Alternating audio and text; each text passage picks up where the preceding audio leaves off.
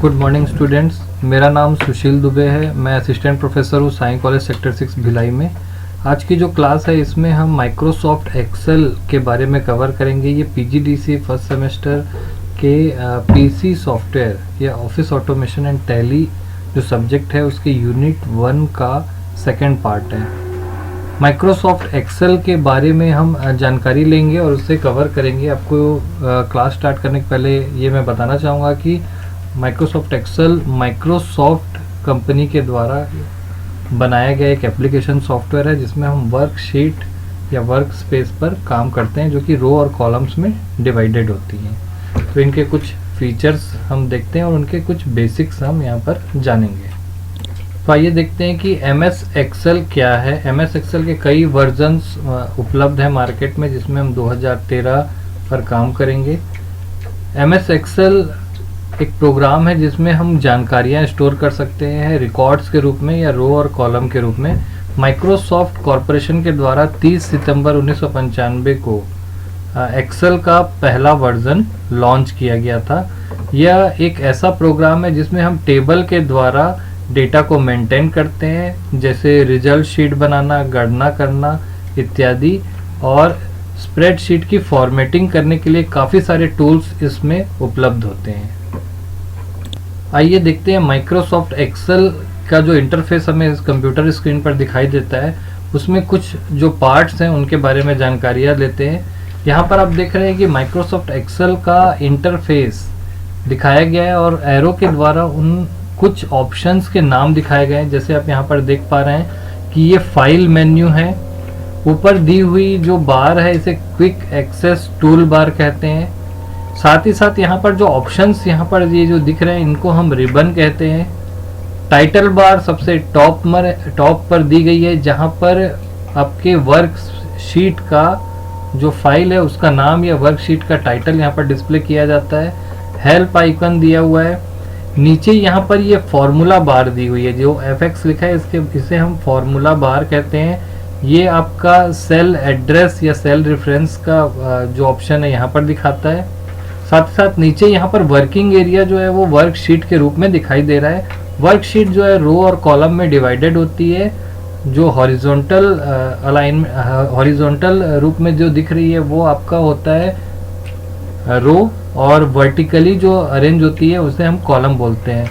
हर column को उनके numbers से रिप्रेजेंट किया जाता है। जो नंबर है वो अल्फ़ाबेट्स के रूप में यहाँ पर ABCD के रूप में दिखाई देते हैं, और रो जो है वो यहाँ पर 1 2 3 के रूप में दिखाई देते हैं। शीट का नाम यहाँ पर नीचे दिखता है। इसे आप रन टाइम पर चेंज कर सकते हैं, मूव कर सकते हैं या कॉपी कर सकते हैं। कोई भी रो और कॉलम जहाँ पर इंटरसेक्ट करती है उस एरिया को हम सेल बोलते हैं। हर सेल का एक पर्टिकुलर एड्रेस होता है जो उसके कॉलम के अल्फ़ाबेट और रो के नंबर से डिफाइन किया जाता है। जैसे यहाँ पर आप ये हाईलाइटेड सेल दिख रहे हैं, इस सेल का जो नाम होगा वो होगा A1। तो इस तरीके से आप देख रहे हैं कि वर्कशीट जो है बहुत सारे रो और कॉलम का कॉम्बिनेशन होता है। रो और कॉलम जहाँ पर भी इंटरसेक्ट करते हैं उसे हम सेल कहते हैं। सेल में हमारा डेटा रखा जाता है टेबल के फॉर्म में। बहुत सारी सेल में से कोई एक सेल या कोई मल्टीपल सेल्स जो है इस तरीके से हाईलाइट की गई रहती है। इनको हम बोलते हैं, इस हाईलाइटर को बोलते हैं सेल पॉइंटर। ये हमें बताता है कि कीबोर्ड में जब हम कोई काम करेंगे तो किस सेल पर रिफ्लेक्शन आएगा। तो हमें जिस सेल पर काम करना होता है सेल पॉइंटर उस सेल पर रखना होता है। ये करंट एक्टिव सेल होता है। इसके बाद आप यहाँ पर देख पा रहे हैं कि यहाँ पर जो रोज हैं उसको दिखाया गया है, कॉलम्स को दिखाया गया है। ये वर्कशीट एरिया है। ये व्यू के 2-3 पैनल्स यहाँ पर दिखाए गए हैं। ये जूम कंट्रोल है और साथ ही साथ ये स्टेटस बार है। तो इस तरीके से आप माइक्रोसॉफ्ट एक्सेल के इंटरफेस को अपने समझा। आइए आगे हम देखते हैं कि माइक्रोसॉफ्ट एक्सेल की कुछ विशेषताओं के बारे में जानेंगे। माइक्रोसॉफ्ट एक्सेल को यूज़ करने के लिए हमें माइक्रोसॉफ्ट एक्सेल में एक वर्कशीट क्रिएट करनी होती है। वर्कशीट में हम कई सारे ऑप्शंस का यूज़ करके काफ़ी तेज़ गति से अपने कैलकुलेशंस को परफॉर्म कर सकते हैं। तो कुछ इनके फीचर्स हैं, उनके बारे में हम यहाँ पर जानते हैं। पहला जो फीचर आप देख रहे हैं कि वर्कशीट का जो लुक है वो काफ़ी अट्रैक्टिव बनाया गया है नए वर्जन में, जो कि देखने में काफ़ी अट्रैक्टिव लगता है और काफ़ी यूज़र फ्रेंडली है। MS एक्सेल के नए वर्जन में एक बहुत महत्वपूर्ण फीचर ऐड किया गया है जिसका नाम है फ्लैश फिल। फ्लैश फिल जो है वो AI बेस्ड फिल्टर ऑप्शन है। जैसा कि यहाँ पर आप ऑप्शन में देख पा रहे हैं कि कुछ नाम यहाँ पर लिखे गए हैं और कॉमा से सेपरेट किया गया है। तो अगर मैं फर्स्ट वाला जो सेल है इसका जो फिल्टर्ड ऑप्शन है वो यहाँ पर लिख दूँ, फर्स्ट जो डेटा है वो हमें टाइप करना होगा।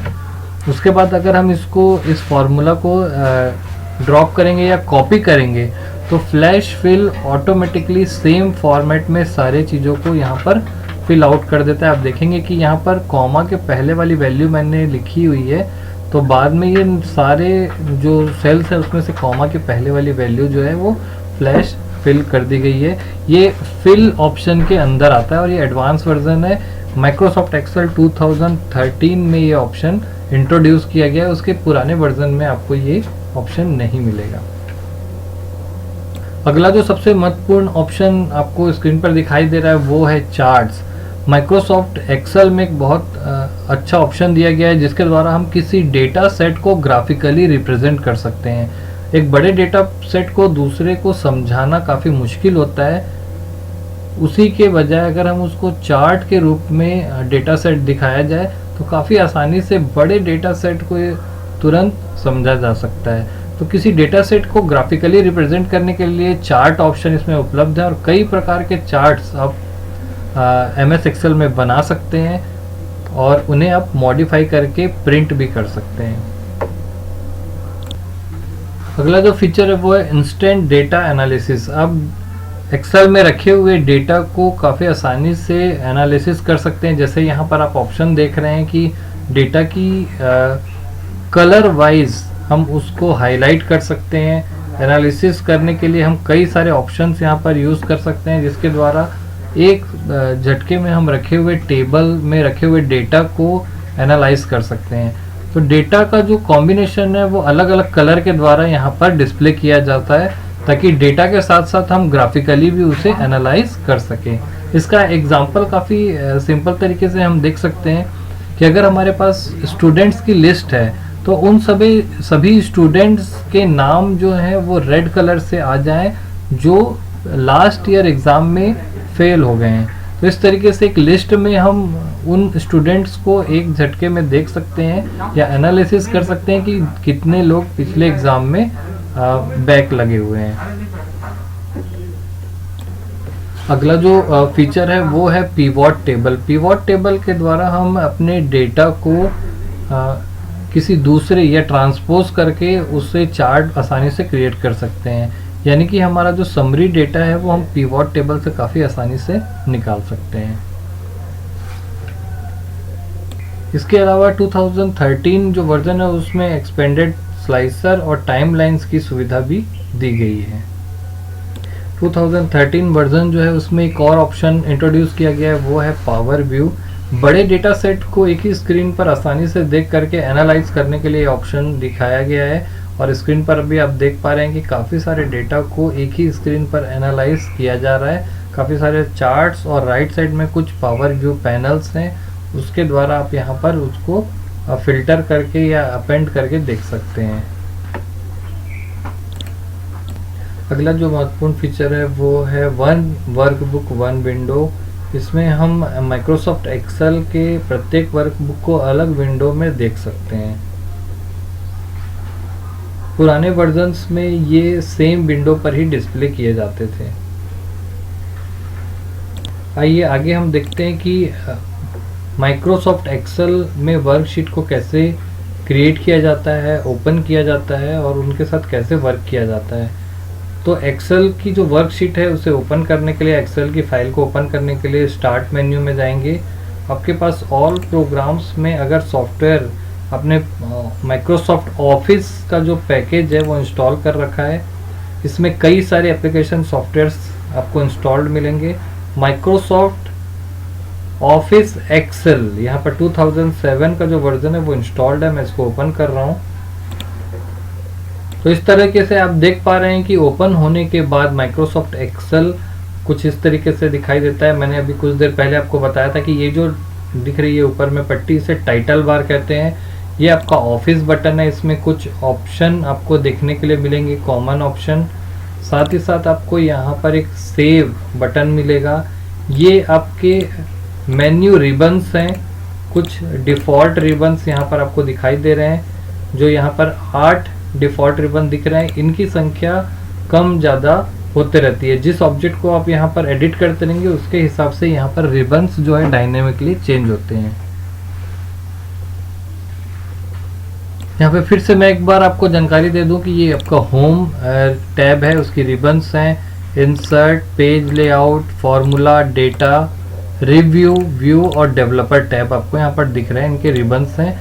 इसमें आपको नीचे यहाँ पर एड्रेस बार दिख रही होगी जो सेल के एड्रेस को बताती है। आप जिस सेल को सेलेक्ट करेंगे उसका एड्रेस यहाँ पर दिखाया जाता है। राइट साइड में यहाँ पर फॉर्मूला बार दिखाई जा रही है, देखिए आपको दिख रहा है फॉर्मूला बार। और साथ ही साथ यहाँ पर ये आपकी वर्क एरिया या वर्कशीट है, ये आपका कॉलम है और इधर आपके रोज हैं।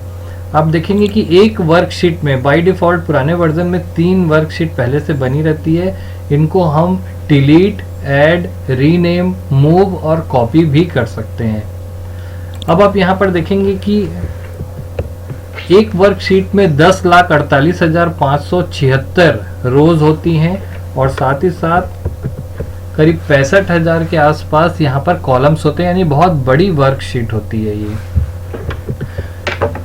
इस वर्कशीट में जहाँ पर रो और कॉलम इंटरसेक्ट करते हैं इसे सेल कहते हैं और हर सेल का एक यूनिक एड्रेस होता है। उस यूनिक एड्रेस को उसके कॉलम अल्फ़ाबेट और रो नंबर से डिफाइन किया जाता है। जैसे इस सेल का जो नेम है वो B3 है, जिस सेल पर भी आप जाएंगे नेम बॉक्स में उसका नाम दिखाई देगा। और बहुत सारी सेल्स में से कोई एक सेल हाईलाइटेड होती है। ये हाईलाइट वाला जो एरिया है इसको हम सेल पॉइंटर बोलते हैं। ये बताता है कि हमारा जो करंट एक्टिव सेल है वो कौन सा है।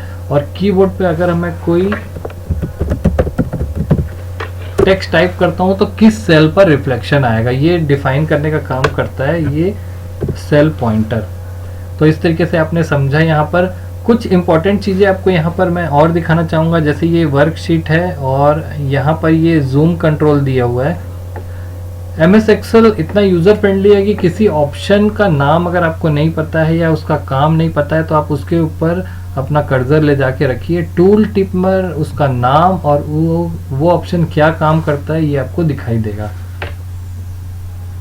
जैसे मैंने यहाँ पर रैप टेक्स्ट लिखा, तो इस रैप टेक्स्ट का क्या काम है आप यहाँ पर देख पा रहे हैं कि एरो के द्वारा दिखाया गया है कि पहले कैसा था और बाद में कैसा लिखा गया है और इसका काम क्या है ये दिखाई दे देता है। इसके साथ साथ आप शॉर्टकट भी यहाँ पर जान सकते हैं। आप कीबोर्ड में ऑल्ट बटन दबाएंगे तो देखिए सारे ऑप्शंस का शॉर्टकट यहाँ पर आ गया है, बिना माउस के भी आप चला सकते हैं। फॉर एग्जांपल अगर मुझे डेटा में जाना है तो उसका शॉर्टकट है ए। अब मैं कीबोर्ड में ए दबाऊंगा तो देखिए डेटा वाला ओपन हो गया है और डेटा टैब ओपन होने के बाद उनके अंदर के सारे शॉर्टकट दिख रहे हैं। अब आपको यहाँ पर दिख रहा होगा जैसे फिल्टर में टी ऑप्शन दिख रहा है, तो अगर मैं टी करता हूँ तो मेरा फिल्टर ऑप्शन जो है वो एक्टिव हो जाएगा। फिलहाल मैंने यहाँ पे कुछ सेलेक्ट नहीं किया था इसलिए एक एरर मैसेज यहाँ पर डिस्प्ले कर रहा है। तो ऑल्ट बटन दबाते ही आप ये सारी चीज़ों को एक्सेस कर सकते हैं और कीबोर्ड के द्वारा ही हम काफ़ी सारे काम यहाँ पर कर सकते हैं। इसके अलावा एक डाउट और कई स्टूडेंट्स को रहता है, जैसे कभी कभी आप यहाँ पर एक्सेल ओपन करेंगे तो ये ऑप्शंस हाइड रहते हैं, यानी रिबन हाइड हो जाती है। तो आप इसके ऊपर जब क्लिक करेंगे तो वो रिबन डिस्प्ले होती है, फिर साइड में क्लिक करने पर फिर हाइड हो जाती है। इसको शो और हाइड करने के लिए भी एक ऑप्शन बनाया गया है। रिबन पर कहीं पर भी आप डबल क्लिक करिए टैब पर तो वो रिबन परमानेंटली डिस्प्ले होने लगती है, और अगर डबल क्लिक फिर से कर देंगे तो वो ऑटो हाइड हो जाती है। यानी कि जब आप उसको फोकस करेंगे तो डिस्प्ले करेगा, फोकस आउट होगा तो डिस्प्ले नहीं करेगा, ऑटो हाइड हो जाएगा। ऐसा स्क्रीन पर एरिया बढ़ाने के लिए किया जाता है। अगर आपको स्क्रीन पर एरिया ज़्यादा चाहिए तो आप उसको ऑटो हाइड मोड पर रख सकते हैं, और अगर आपको स्क्रीन पर एरिया की उतनी रिक्वायरमेंट नहीं है बट ऑप्शन हमेशा आप चाहते हैं तो यहाँ पे डबल क्लिक कर दीजिए, ये ऑलवेज जो है वो डिस्प्ले होते रहेगा। तो चलिए आइए स्टार्ट करते हैं इसमें कुछ और ऑप्शंस आगे। वर्कशीट पर काम करने से पहले हम यहाँ पर देखना चाहेंगे कि वर्कशीट का जो डेटा है वहाँ पर शीट के साथ हम क्या क्या चीज़ें कर सकते हैं। आप शीट के ऊपर यहाँ पर राइट क्लिक करेंगे तो देखिए आपके पास कुछ ऑप्शंस यहाँ पे पॉपअप होंगे। जैसे आप एक नई शीट इंसर्ट कर सकते हैं। आप यहाँ देख पा रहे हैं कि शीट 4 यहाँ पर इंसर्ट हो गई है। इसके बाद फिर से आप यहाँ पर राइट क्लिक करेंगे तो किसी शीट को आप डिलीट कर सकते हैं। मैं यहाँ पर डिलीट कर रहा हूँ। देखिए शीट 1 जो है यहाँ पर आपकी डिलीट हो चुकी है। इसके बाद हम फिर यहाँ पर राइट क्लिक करते हैं। देखिए इसको हम रीनेम भी कर सकते हैं। रीनेम करने के लिए हम यहाँ पे डबल क्लिक करने पर भी रीनेम का ऑप्शन आ जाता है। यहाँ पर हम अलग अलग मंथ के लिए जैसे जनवरी, फरवरी ऐसी अलग अलग शीट क्रिएट कर सकते हैं, तो रीनेम कर सकते हैं। साथ ही साथ इन शीट को हम मूव और कॉपी भी कर सकते हैं। जैसे इस शीट में मैंने कोई डेटा लिखा और इस शीट को मैं कॉपी करना चाहता हूं, तो मैं यहाँ पे राइट क्लिक करूंगा, मूव और कॉपी ऑप्शन आएगा। मूव और कॉपी पे क्लिक करते ही मैं यहाँ पे लिखूंगा create a copy, move to end. तो एक कॉपी क्रिएट होगी एंड पर, यानी फरवरी के बाद में। तो आप देखेंगे जनवरी 2 नाम से कॉपी क्रिएट हो गई है और इसमें भी सेम चीज़ है जो इसमें थी। क्लियर है? तो हम इसको अभी डिलीट कर देते हैं। साथ ही साथ आप यहाँ पर देख पा रहे हैं कि हम इस वर्कशीट को प्रोटेक्ट कर सकते हैं। यहाँ पर हम पासवर्ड प्रोटेक्टेड कर सकते हैं ताकि कोई इसमें फॉर्मूला फॉर्मेट ना कर सके, या कई सारे ऑप्शंस हैं वो न कर सके विदाउट पासवर्ड। तो इस शीट को प्रोटेक्ट करने का भी एक ऑप्शन दिया हुआ है। इसके अलावा हम टैब के कलर दे सकते हैं ताकि हम कलर से ही पहचान जाएं कि जनवरी का कौन सा है और फरवरी का कौन सा है। ये केवल यूज़र फ्रेंडली बनाने के लिए ऑप्शंस हैं। मूव और कॉपी हम डायरेक्ट ऐसा भी मूव कर सकते हैं और इस तरीके से भी मूव हम कर सकते हैं, यानी इसको रीअरेंज करने का काम जो है मूव ऑप्शन से किया जाता है। देखिए जनवरी, फरवरी, और इस तरीके से हम इसको रीअरेंज कर सकते हैं। तो ये हमने देखा कि शीट को हम किस तरीके से वर्क कर सकते हैं। साथ ही साथ हम शीट को हाइड भी कर सकते हैं और अनहाइड भी कर सकते हैं, यानी वो डेटा रहेगा बट डिस्प्ले नहीं करेगा। तो आइए इसके आगे हम कुछ एक्सेल के महत्वपूर्ण फीचर्स को भी समझते हैं प्रैक्टिकली। जैसे पहला सबसे इम्पॉर्टेंट फीचर एक्सेल में देखने के लिए मिलेगा वो है सीरीज ऑप्शन। तो सीरीज फीचर जो है एक्सेल में बहुत ही ज़्यादा यूज़ होने वाला जो इसका पार्ट है वो है, यहाँ पर हम किसी नंबर्स की सीरीज़ को आसानी से क्रिएट कर सकते हैं और बहुत ही सिंपल यूज़र इंटरफेस यहाँ पर दिया हुआ है सीरीज़ को क्रिएट करने के लिए।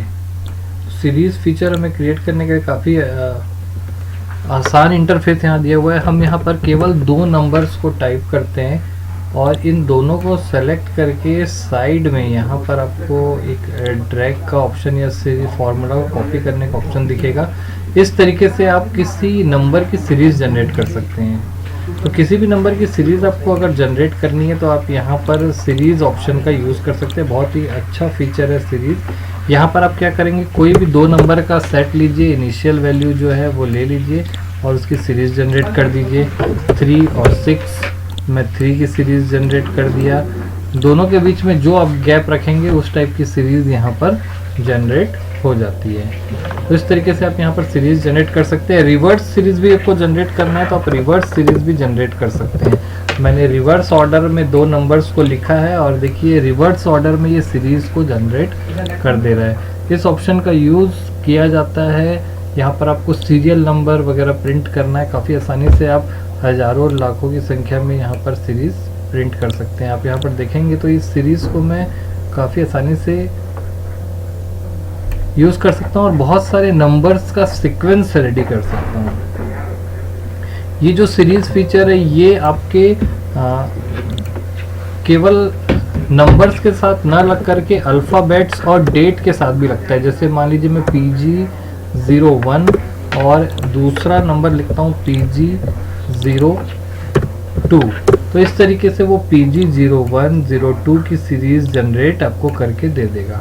इसी तरीके से आप कुछ इसमें प्रीफिक्स भी ऐड कर सकते हैं। डेट का सीक्वेंस भी आप इसमें ऐड कर सकते हैं और ये जो सीरीज है वो हॉरिजॉन्टल और वर्टिकल दोनों ही ऑर्डर में आप इसको यूज़ कर सकते हैं। साथ ही साथ ये आप देखेंगे कि सीरीज की मल्टीपल लेयर्स भी आप यहाँ पर काफ़ी आसानी से चंद क्लिक कर आप प्राप्त कर सकते हैं। ये जो फीचर है एक्सेल का, ये हमारा समय काफ़ी बचाता है। इस फीचर का नाम है सीरीज, और आप यहाँ पर इसको ऑप्शन में देख पाएंगे कि सीरीज ऑप्शन आपको डेटा में दिखाई देगा, data tab sorry home tab में ही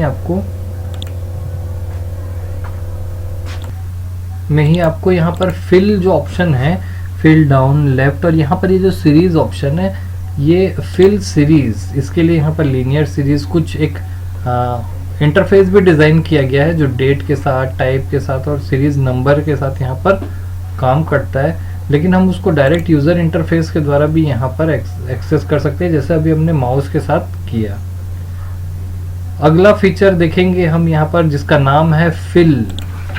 फिल एक बहुत इंपॉर्टेंट फीचर है जिसका हम काफ़ी ज़्यादा यूज़ करते हैं। फिल फीचर को देखते हैं तो आप देख पा रहे हैं कि होम टैब में ही एक फिल फीचर है जिसमें 4 ऑप्शन दिया गया है, फिल डाउन, राइट, लेफ्ट और अब चारों डायरेक्शन में आप फिल कर सकते हैं। जैसे मैं यहाँ पर कुछ ऑप्शंस लिख करके फिल करना चाहूँ तो जैसे मैंने यहाँ पर लिखा साई कॉलेज या साई बस लिख देते हैं, तो आप देखेंगे कि साई को आप फिल कर सकते हैं। मैंने इसको सेलेक्ट किया और यहाँ पर ऑप्शन में गया फिल डाउन, तो ये डाउन की तरफ ये फिल हो जाएगा। वैसे ही ऐसा सेलेक्ट करने के बाद फिल राइट, और इस पूरे को सेलेक्ट करने के बाद मैं अगर फिल डाउन कर देता हूँ तो इस तरीके से फिलअप हो जाता है। इसको के लिए ऑप्शन का यूज़ करने की ज़रूरत नहीं है, बल्कि मैं इसको डायरेक्ट ड्रैग करके डायरेक्ट मैं यहाँ पर फिलअप कर सकता हूँ। तो ये जो ऑप्शन है फिल, ये भी हम कई बार यूज़ करते हैं। जैसे किसी स्टूडेंट की लिस्ट यहाँ पर लिखी गई है और सभी का कोर्स यहाँ पर PGDCA है, हर स्टूडेंट का कोर्स PGDCA है, तो बार बार PGDCA ना करके हम PGDCA को फिल डाउन कर लेते हैं, तो बार बार टाइपिंग करने से हमें बचत मिल जाती है। इसके बाद हम तीसरा इम्पॉर्टेंट फीचर देखेंगे, लिस्ट फीचर भी MS एक्सेस का बहुत इम्पॉर्टेंट फीचर है, और इसमें प्री डिफाइंड कुछ लिस्ट इसमें बनाई गई है और उसको हम एडिट भी कर सकते हैं। उन लिस्ट में से किसी एक एलिमेंट का नाम अगर मैं यहाँ पर लिख दूँ और फिर उसे फिल डाउन करूँ या किसी भी डायरेक्शन में फिल करें, तो वो उस लिस्ट को जो है क्रिएट कर देती है। जैसे मैं यहाँ पे मंडे लिख देता हूँ तो ये मंडे ट्यूसडे की जो सीरीज़ है वो क्रिएट कर देगा। दोनों डायरेक्शंस में क्रिएट होते हैं। नाम पूरा भी लिख सकते हैं, जैसे मैंने संडे पूरा लिख दिया तो ये जो सीरीज़ है वो संडे मंडे के रूप में जो लिस्ट है वो फिल आउट हो जाती है। कोई ज़रूरी नहीं है संडे से ही स्टार्ट हो, मैं यहाँ पर फ्राइडे से स्टार्ट करूँगा तो फ्राइडे से स्टार्ट करते हुए वो लिस्ट को फिल कर देगा। ये लिस्ट एक्सेल के डेटाबेस में स्टोर की गई है, उसको वो फिल आउट करता है यहाँ पर। तो आप यहाँ पर देख सकते हैं कि इस तरीके से आपको लिस्ट देखने के लिए मिलेंगी। तो आज हमने 3 महत्वपूर्ण फीचर्स के बारे में जाना जो एक्सेल के बहुत महत्वपूर्ण फीचर थे और उनका इंट्रोडक्शन भी देखा। Thank you.